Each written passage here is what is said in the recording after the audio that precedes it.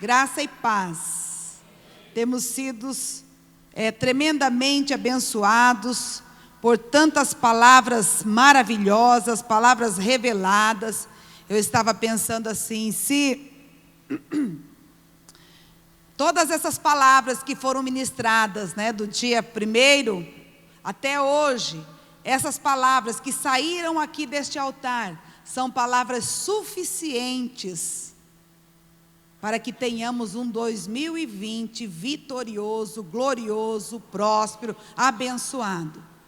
Porque como temos sido abençoados pelas palavras dos nossos apóstolos, dos nossos pastores que têm ministrado. Quarta-feira passada fomos ensinados, relembrados sobre o perdão. O cristão, ele tem que perdoar sempre, toda hora, a todo momento. Até 70 vezes 7, se for preciso. Amém?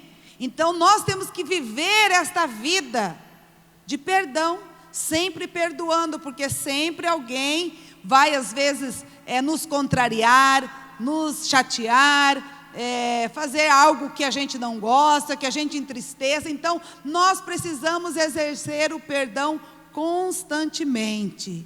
Então todas as palavras que nós recebemos são palavras de destino, palavras que nos dão uma direção. E nesta noite não será diferente. O Senhor estará falando conosco, nos dando uma direção para os nossos sentimentos, para as nossas emoções e para o nosso comportamento.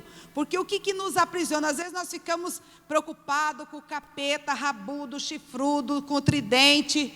E às vezes não é ele, o maior perigo, a maior afronta das nossas vidas. Porque ele também é limitado. Ele só toca em você se você tiver uma brecha. Isso o pastor Enivaldo falou muito bem aqui na semana passada. Se você tem uma brecha, se você tem uma legalidade, Satanás tem o direito legal de tocar em você. Caso contrário, ele não pode tocar, a não ser que você seja tão íntegro e justo como foi Jó, que Deus permitiu que Satanás tocasse nos bens, naquilo que ele pertencia, na saúde dele. Mas eu acho que não tem nenhum Jó aqui, Se tem, se manifeste aí, mas acredito que não. Então, mas nós precisamos constantemente estar nesse processo de revisão da nossa vida. Por quê? Porque tem coisas, sentimentos que estão nos limitando. E é sobre isso que eu vou falar nesta noite, sobre os sentimentos e comportamentos limitadores, que limitam a nossa conquista. Hoje, nós esse ano estamos vivenciando o tema expansão. Mas se nós não trabalharmos e buscarmos a libertação dos nossos sentimentos, das nossas emoções, corrigirmos o nosso comportamento, nós não conseguiremos expandir. Nós não conseguiremos sair do lugar. Vai chegar o final de 2020, vamos entrar para 2021 e a gente vai olhar, parece que está do mesmo jeito. Por quê? Porque algo nos limitou a nossa conquista. E hoje nós vamos poder entender um pouquinho sobre esses sentimentos limitadores, amém? Então é normal quando nós sentimos medo. Você acha que é normal sentir medo? Sentir às vezes vergonha, timidez. É normal termos esse sentimento. Eu às vezes sinto medo. De vez em quando eu fico com medo de morrer, quando o coração bate meio esquisito assim, mas depois passa, A gente sente. Sinto vergonha, Sinto vergonha. Esse dia aprontei uma aí, que depois eu fiquei com vergonha e tive que consertar a coisa, Então a gente sente vergonha. Timidez eu acho que não, Mas a vergonha às vezes ela vem, E o sentir, o ter esse sentimento não é o problema. O problema é esses sentimentos paralisarem você. É esses sentimentos tomarem conta de você e ficar ali na sua mente constantemente. E você não conseguir deslanchar, não conseguir prosseguir, avançar, ir atrás dos seus sonhos, dos seus objetivos. Por quê? Porque você está limitado àqueles sentimentos. Então, na verdade, sentir medo, sentir, às vezes, vergonha, timidez, culpa, são coisas inerentes do ser humano, né? Agora, nós não podemos ficar parados por causa desses sentimentos. E todo sentimento, ele desenvolve um comportamento. Por exemplo, se você está feliz, né? Nós somos felizes, mas tem dia que a gente está muito feliz mesmo, né? E quando você está feliz, você se tranca dentro de um quarto, fecha a porta, não quer ver ninguém? Quando a gente está feliz, aqueles que gostam das redes sociais já postam no Face, já postam no Instagram, né? Eu procuro as amigas para compartilhar a minha alegria, a minha felicidade, né? Ou com a minha família, com os discípulos. Então eu não escondo, não tem como eu esconder. Eu tenho um comportamento quando eu estou feliz. E quando estamos tristes, também temos um comportamento. A Bíblia nos orienta que quando nós estamos tristes, nós devemos o quê? Quem lê a Bíblia aí? Quem está triste e quem está alegre, cante louvores, dança, faz um churrasco, né? Pastor Aldo falou tanto em churrasco aqui domingo, meu Deus do céu. Mas eu saí daqui e fui comer peixe, lá em Piraputanga. Mas fui passando, né, pelas plantações de churrasco. As vaquinhas, né, pronta para daqui uns dias ser o churrasco de alguém, né? Então nós temos esses sentimentos, né? E expressamos através do nosso comportamento. Então a recomendação bíblica é maravilhosa. Não é que quando você vê o povo orando, o povo está orando porque está triste, né? O apóstolo tem nos desafiado a oração. Mas quando você se sentir triste, ao invés de reclamar, murmurar, ficar emburrado, brigar com o marido, brigar com a esposa, vai orar. Vai orar, a tristeza vai embora, porque a tristeza diante do Senhor, ela salta de alegria, amém? No livro de 2 Coríntios, no capítulo 5, versículo 7, diz assim, que nós vivemos por fé e não por vista. Eu falo que essa deve ser a nossa meta, o nosso objetivo como cristãos. Não viver segundo os nossos sentimentos, segundo aquilo que nós estamos vendo, ou que nós estamos sentindo. Nós precisamos desenvolver a nossa fé, ao ponto de vivermos pela fé, e não por aquilo que sentimos, ou por aquilo que estamos vendo. Por isso que Deus... Ele está trabalhando nas nossas vidas para tirar aquilo que impede o nosso crescimento. Deus nunca vai fazer algo sem propósito na nossa vida.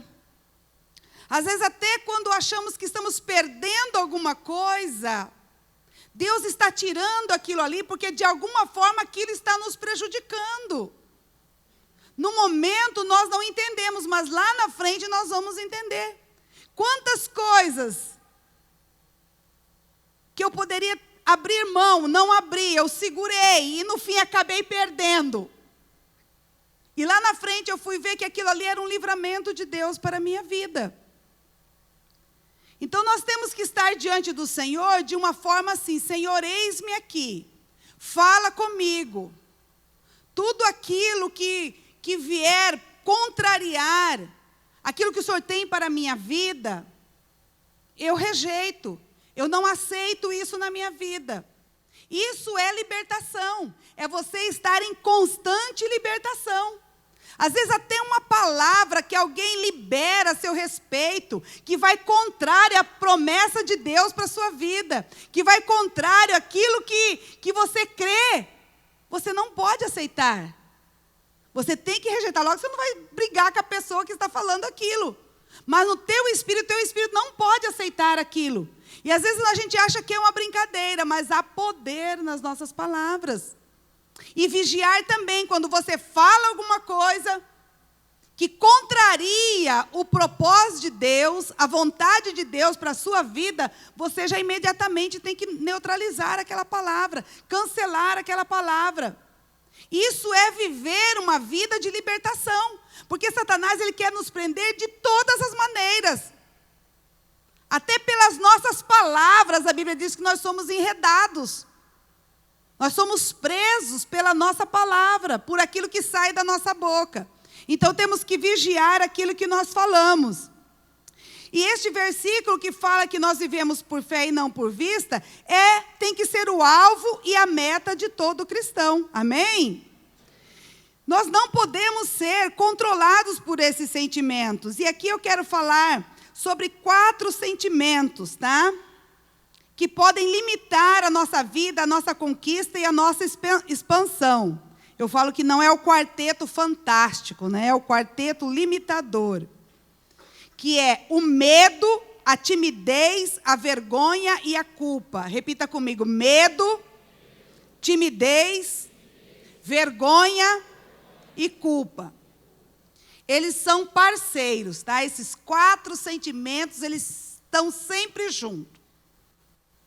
E no decorrer da ministração, você vai conseguindo entender como eles interagem, né? Como eles trabalham juntos. Então, todos nós passamos por esses sentimentos, né? Quem não sente medo de vez em quando, né? Timidez ou vergonha. Mas como você se comporta quando você sente medo? De que maneira você se comporta? Ah, pastor, eu saio correndo, né? Eu pego uma carreira assim e desapareço quando eu estou com medo. Ou eu escondo debaixo da cama, né? Eu escondo debaixo da coberta. Criança que faz isso quando está com medo, né? Tem medo do escuro e cobre a cabeça, fica mais escuro ainda, né? Então, qual é o seu comportamento diante desses sentimentos? E nós vamos ver na Bíblia alguns personagens que eles foram visitados por esses sentimentos. São sentimentos que vieram para neutralizar a conquista deles. Mas eles romperam, eles venceram. Sempre nós vamos ter uma oportunidade para vencer aquele sentimento. Quando nós olhamos para Elias, Elias destruiu os profetas de Baal, né? Mas de repente ele fugiu porque ele foi ameaçado por Jezabel. Ele fugiu e foi para o deserto.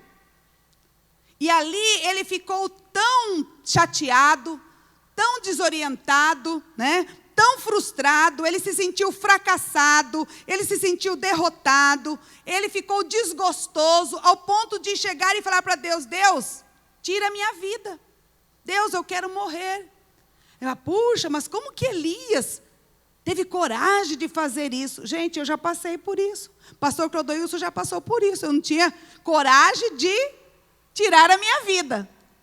Mas a tribulação era tão grande, a luta era tão grande, o desespero era tão grande, que para mim parece que morrer era a solução. E quantas vezes nós não somos acometidos por esses sentimentos, né? Uns, às vezes, até tentam contra a vida, né? Tentam o suicídio, de tanta depressão, de tanta tristeza, de sentir fracassado. Elias passou por isso também. Eu também passei por esses sentimentos, porque parecia que não tinha saída. Eu olhava, não via a luz no fim do túnel. E tinha um louvor que dizia assim: parece mesmo que este dia nunca vai chegar. Parece que as tuas promessas eu não vou vê-las cumprir. E quando cantava esse louvor, eu chorava mais ainda, porque eu estava nessa situação. Eu não via uma saída para a minha vida. E parece que morrer é a solução. Mas Deus entrou no deserto de Elias, lá na caverna, né? E chamou Elias: vem para fora, sai daí, eu tenho um plano na sua vida. Outro personagem também foi Davi, né? Davi, ele teve medo de Saul, ele abandonou o palácio e ele foi embora para o deserto. Eu acho tão interessante que esses sentimentos, eles não nos levam para o paraíso, eles não nos levam para um jardim florido, esses sentimentos nos levam para o deserto. Mas deserto também é lugar de tratamento de Deus nas nossas vidas. E Deus foi lá no deserto e trouxe Davi de volta.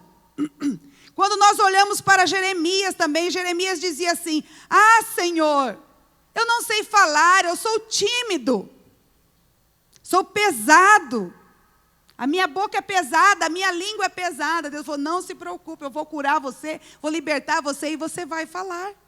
Amém?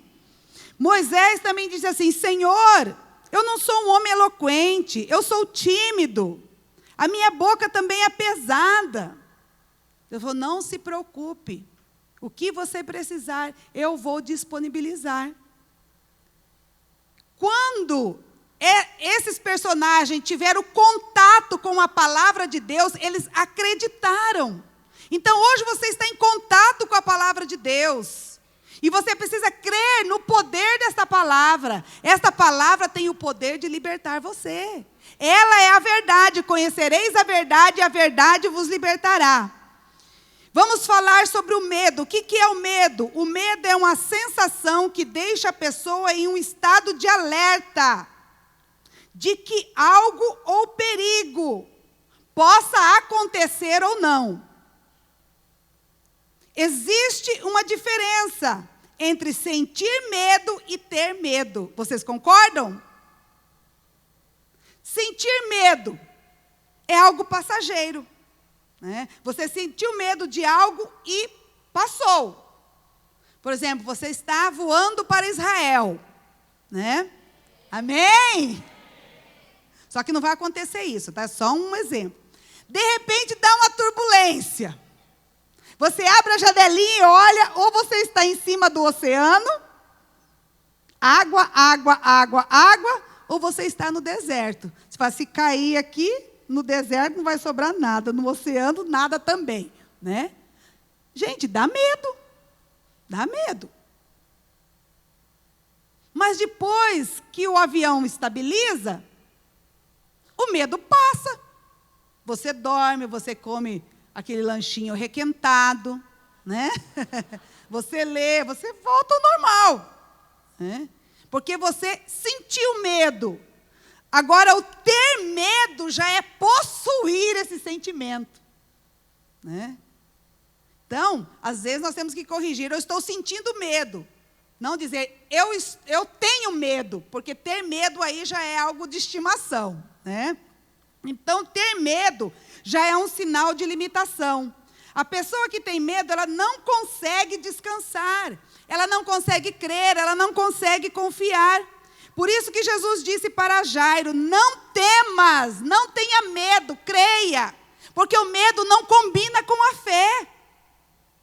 Não combina com a fé. Se você tem fé, você não tem medo, e se você tem medo, você não tem fé. Por isso que Jesus disse: Jairo, não tenha medo, não temas, creia.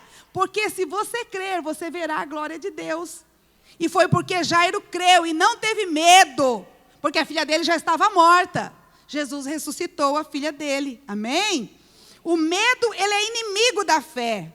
O medo anula a fé. E a Bíblia diz que sem fé é impossível agradar a Deus. Então, a pessoa que tem medo, ela fica paralisada, ela fica neutralizada. Algumas pessoas não saem de casa, não viajam, com medo de que algo aconteça. Se viajar, tem medo. Se ficar, tem medo também, né? Ah, vão entrar na minha casa, vão invadir a minha casa, vão assaltar, vão isso, aquilo, e elas ficam paralisadas, não usufruem da vida, não curtem a vida. Por quê? Porque tem medo, e medo de tudo. Por exemplo, tem medo de dormir e não acordar. Eu já tive esse medo, já fui liberta. Medo da morte. Medo de contrair uma doença, pestes ou tragédia acontecer. Eu também já tive esse medo. Alguém aqui já teve esse medo? Medo de vírus, de bactéria. Tem gente que anda com alquinho, né? Tem que andar com alquinho, mas creia também que nem um vírus, nem uma bactéria vai atingir você, amém? E se atingir, fogo de Deus vai queimar. Medo de fazer algo novo, medo de tentar e não dar certo, medo de se decepcionar, medo do futuro. Esse era o meu maior medo, de chegar aos 50 anos, já estou com 52. Meu Deus, como que vai ser quando eu chegar aos 50 anos? Será que eu vou ter uma casa para morar? Será que eu vou ter um salário? Será que meus filhos? Será que isso? Será que aquilo? Estão aqui. Amém? Medo de se relacionar, medo de ser rejeitado, medo de ser traído, de ser enganado, medo de perder o emprego, medo de perder tudo. Jó tinha esse medo, né? O que eu temia me aconteceu e o que eu receava me sobreveio. Medo de altura, medo de sangue, medo de escuro, medo de falar em público. Então, esses medos aqui não é sentimentos. A pessoa realmente ela não consegue fazer. Se vê ali o sangue, né, tirando o sangue ali, já desmaia, passa mal. Será que isso é normal? Né? Nós temos que questionar, será que esse medo, né, esse sentimento de medo, será que é normal na minha vida? É uma coisa que você precisa questionar, você precisa buscar, você precisa analisar isso daí. Eu não tenho como responder para você, mas o Espírito Santo te responde. Amém? Então, se você tem algum tipo de medo, aqui eu falei alguns medos, mas às vezes tem medos aí que você tem, que te paralisa, que você não consegue romper, não consegue expandir por causa desse medo. Hoje Jesus vai libertar você. Amém? Mas você precisa identificar o medo. Não é o sentimento de medo, é o ter medo. Aquilo que você não avança, não faz porque você tem medo. Agora vamos ver a timidez. A timidez é um acanhamento excessivo, uma expressão de debilidade, fragilidade, frouxidão e covardia. É isso que significa timidez. É isso que significa timidez. Ser tímido é ser covarde. Duro, né? Que coisa difícil. A timidez é covardia. E esse sentimento, ele é tão sério, né? Porque por trás da timidez está a covardia. E a covardia, ela esconde o orgulho. Porque todo tímido, no fundo, ele é orgulhoso, ele não quer se expor. Porque existe um porquê dele não querer se expor. Então a pessoa, ela não tem coragem de enfrentar as coisas, as situações, de encarar as coisas, ela se acovarda. E toda vez que você não enfrenta uma situação e resolve aquela situação, você está se acovardando, não tem outro nome. E isso é timidez, isso que é a timidez, que a Bíblia fala.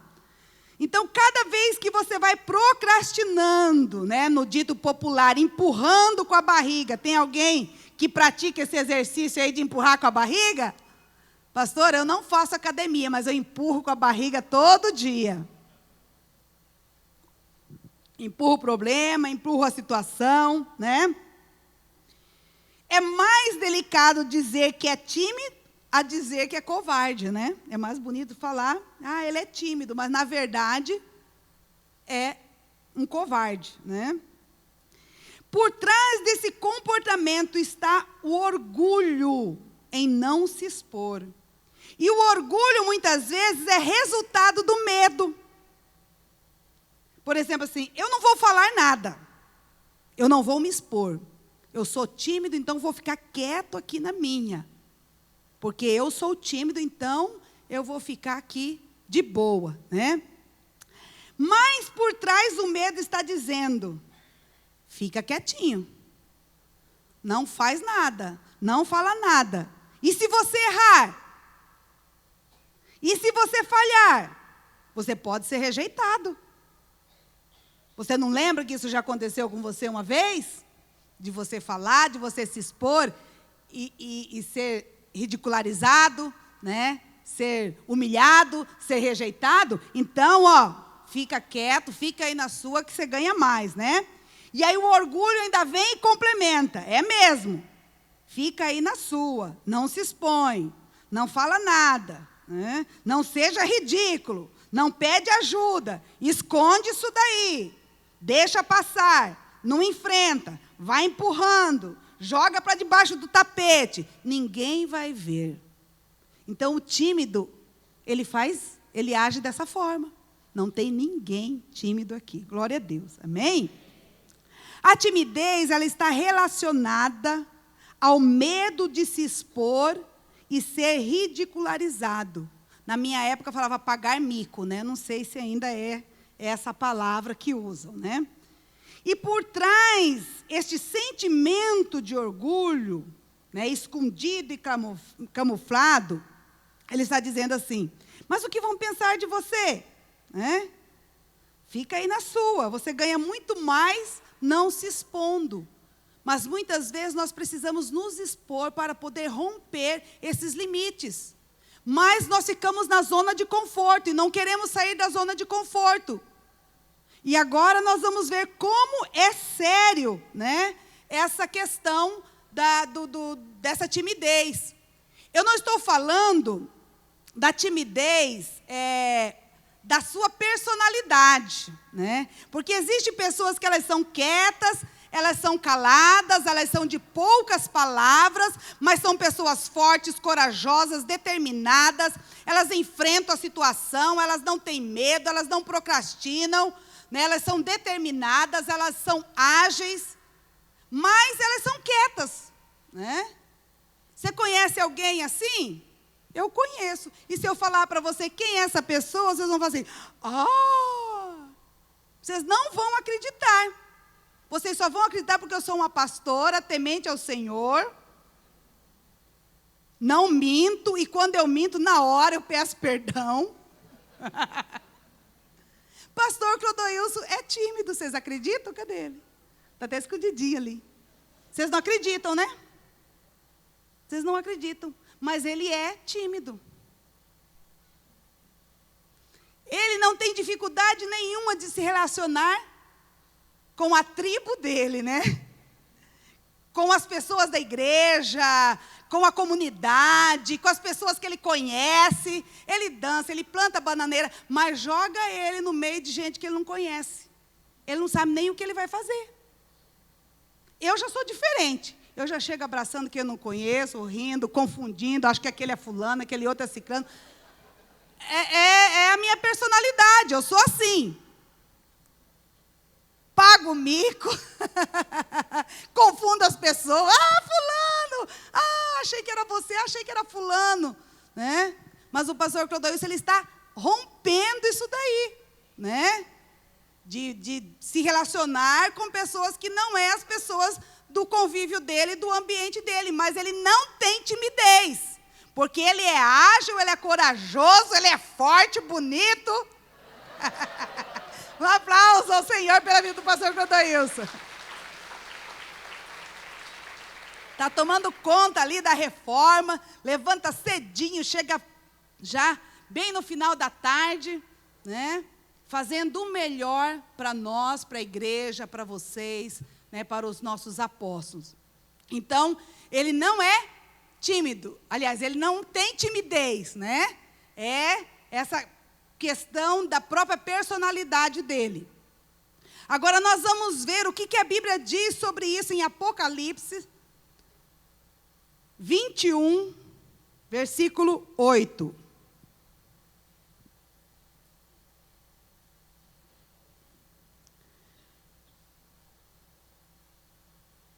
Vou ler aqui na minha, tá? Difere de algumas traduções. Porém, quanto aos covardes, algumas traduções diz tímidos. Olha aqui, gente, vai relacionando, tá?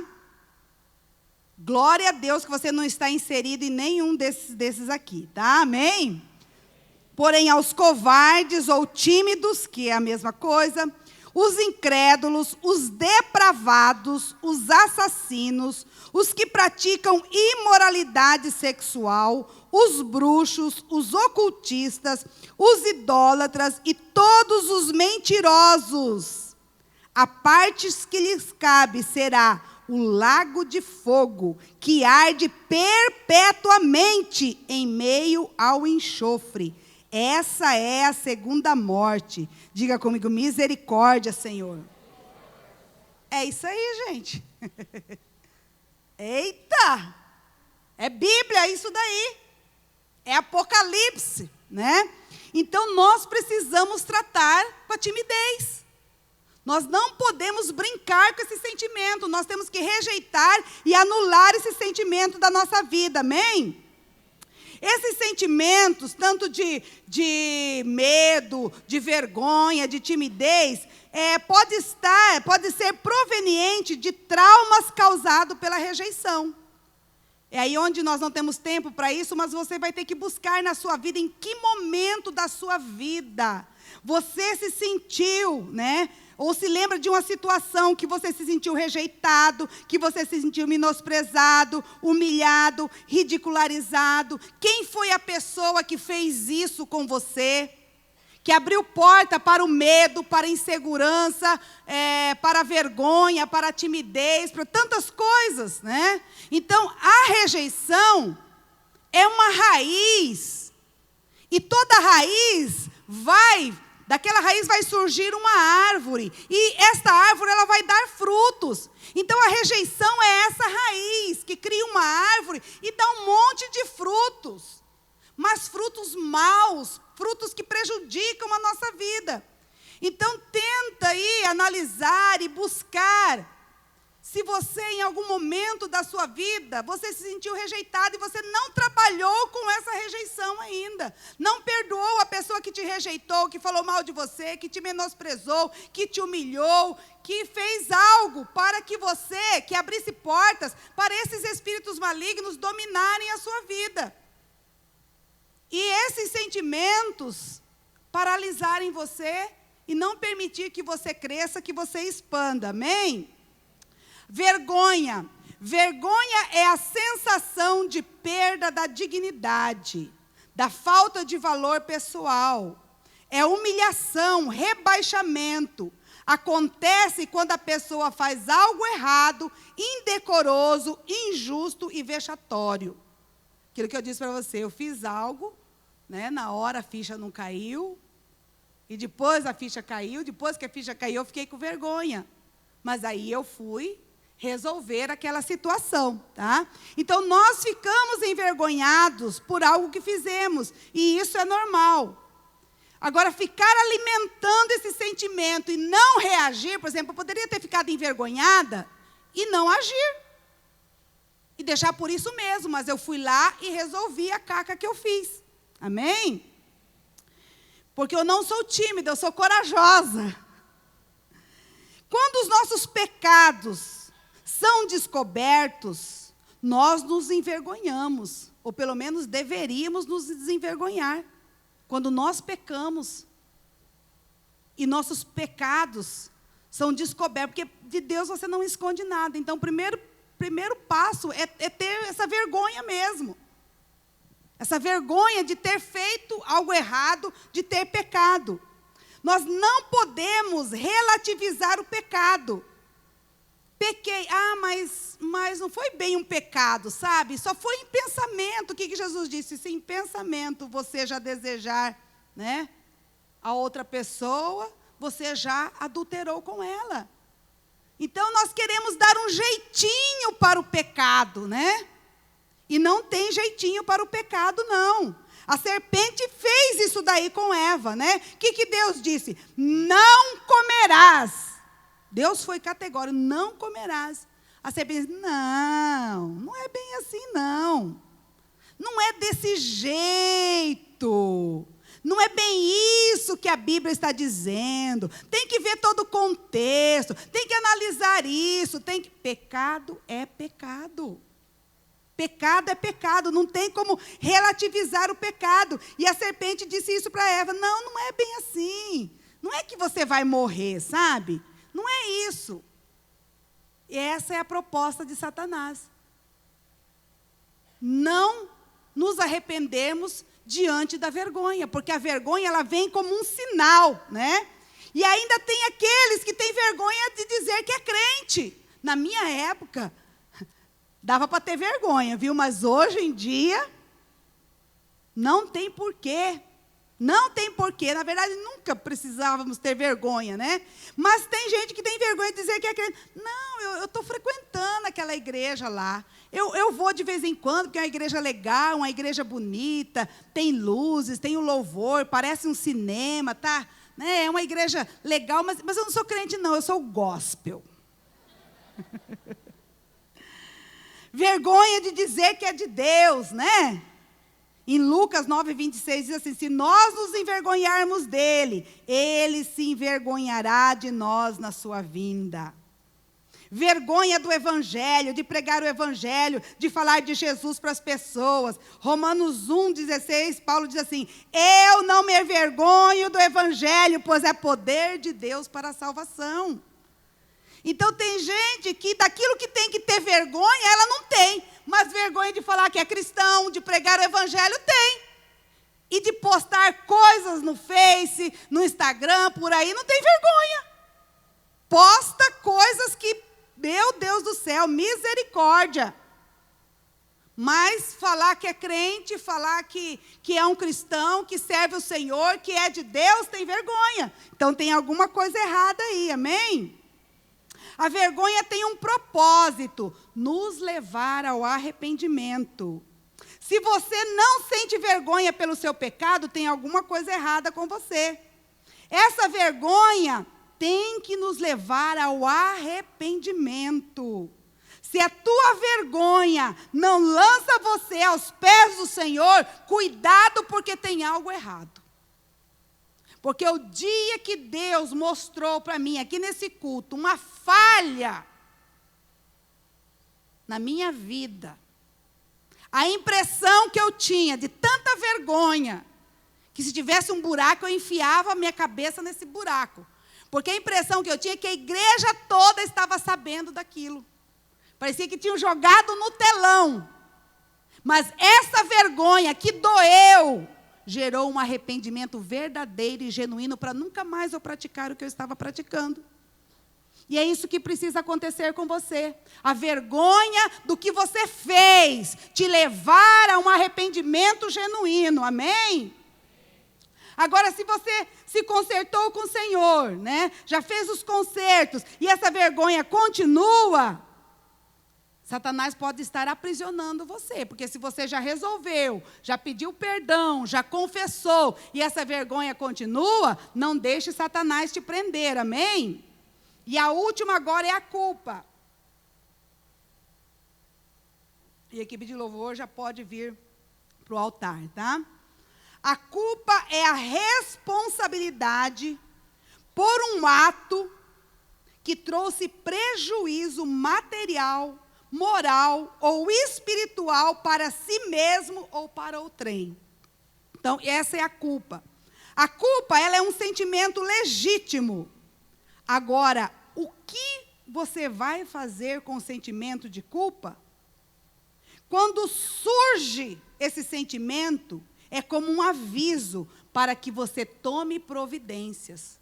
Quando vem esse sentimento de culpa, é algo alertando você. E você pode agir de várias formas. Então, quando surgir o sentimento de culpa, porque às vezes, queridos, isso acontece às vezes até no nosso lar.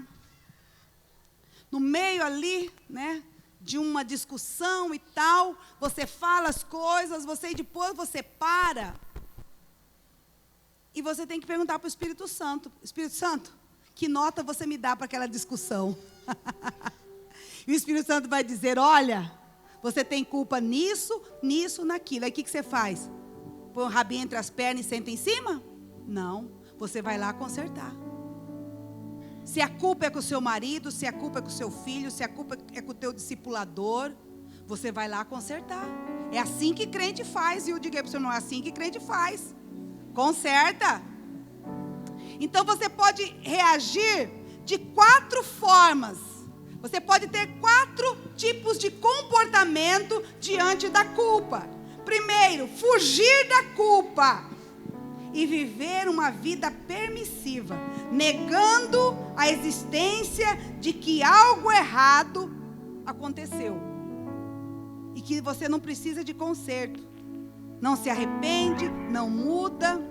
Isso é uma consciência cauterizada. Quando vem a culpa e a pessoa foge dessa culpa.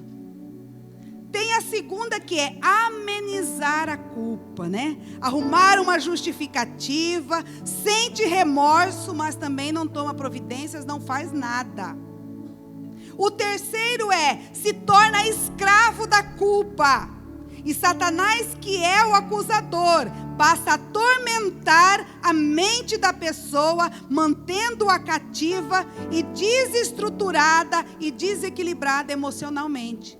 Então, esses 3 comportamentos, fugir da culpa, tentar amenizar a culpa e se tornar escravo da culpa, são sentimentos e comportamentos que estão limitando você. E você precisa se libertar desses sentimentos e desses comportamentos.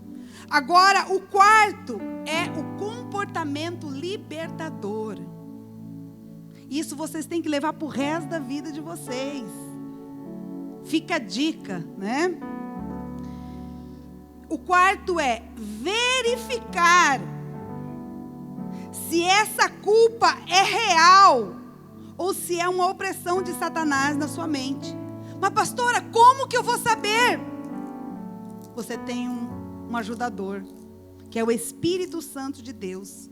Em oração, você vai buscar a ajuda do Espírito Santo.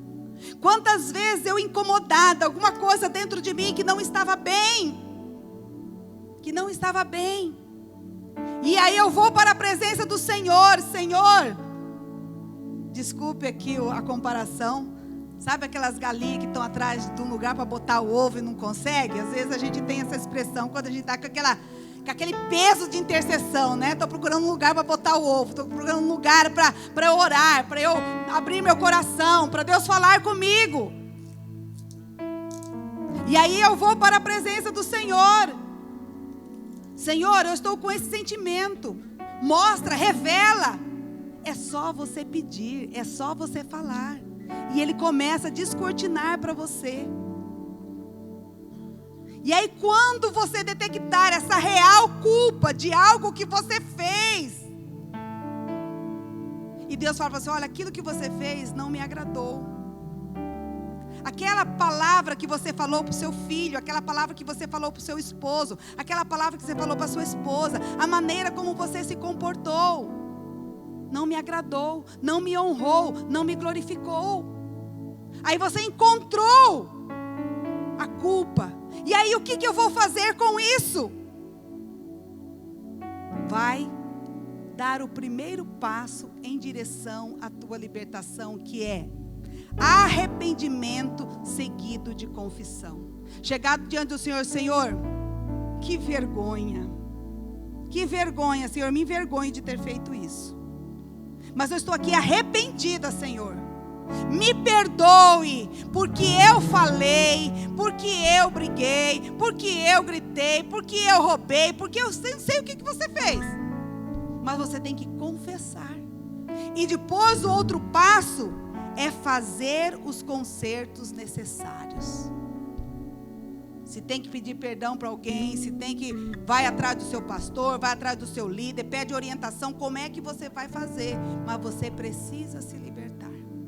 E agora eu quero convidar você a ficar em pé. E nós vamos ler esse Salmo de Davi, o Salmo 32, versículo 1 até o versículo 5. E esse salmo, ele é um salmo de libertação.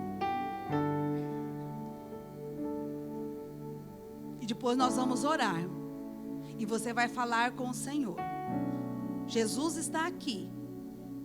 E Ele veio para libertar os cativos e oprimidos. A palavra foi liberada. Se você encontrou na tua vida algum sentimento, algum comportamento que tem limitado a sua vida, seja o medo, seja a timidez, seja a vergonha, seja a culpa, você vai chegar diante do Senhor. Não esconda, porque se você esconder, não tem como você ser livre. Bem-aventurado aquele cuja iniquidade é perdoada, cujo pecado é coberto. Bem-aventurado o homem a quem o Senhor não atribui iniquidade, e cujo espírito não há dolo, não há culpa. Enquanto calei, os meus pecados, envelhecer os meus ossos, pelo meu constante gemidos todo dia.